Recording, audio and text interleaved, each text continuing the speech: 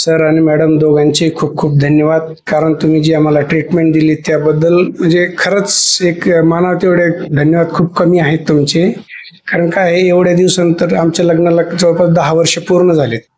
तर आम्ही खूप प्रयत्न करून आम्हाला हे नाही, पण तुमच्याकडे ट्रीटमेंट घेतली, खूप बरं वाटलं आणि शेवटपर्यंत तुम्ही जेवढी काळजी घेतली खरंच ते कौतुकास्पद आहे.